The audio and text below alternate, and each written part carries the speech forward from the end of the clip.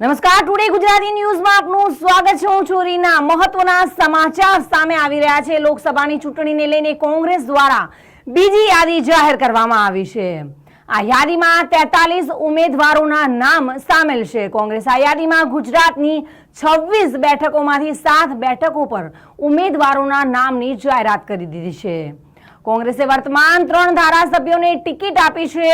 આપને જણાવી દઈએ કે ભારતીય જનતા પાર્ટી દ્વારા ગુજરાતની 26 બેઠકમાંથી 15 બેઠકો પર ઉમેદવારોના નામ જાહેર કરી દેવામાં આવ્યા છે।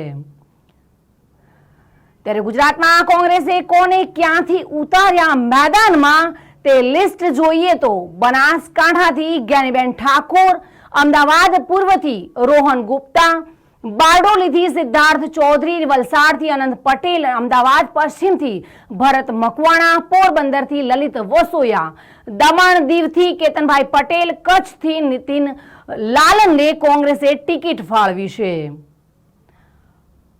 8 માર્ચના રોજ પ્રથમ યાદી જાહેર કરી હતી અને આપને જણાવી દઈએ કે ગત 8 માર્ચના રોજ કોંગ્રેસે ઉમેદવારની પ્રથમ યાદી જાહેર કરી હતી।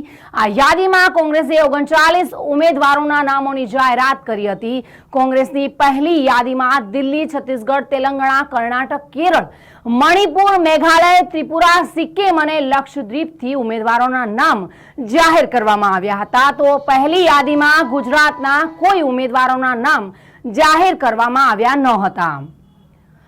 કોંગ્રેસની પ્રથમ યાદીમાં વાયનાડથી રાહુલ ગાંધી, તિરુવનંતપુરમથી શશી થરૂર, રાજનાંદ ગાંવથી ભૂપેશ બધેલ, મેઘાલયથી વેન્સેટ પાલા અને ત્રિપુરા પશ્ચિમથી આશીષ શાહના નામ જાહેર કરવામાં આવ્યા હતા।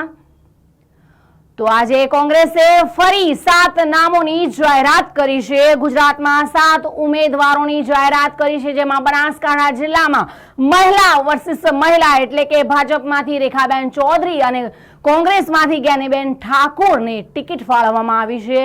હવે જોવાનું એ રહ્યું કે ચૂંટણીની તારીખ ક્યારે નક્કી કરવામાં આવશે।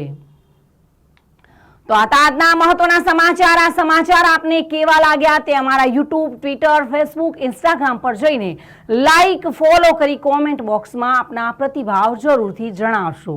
નમસ્કાર।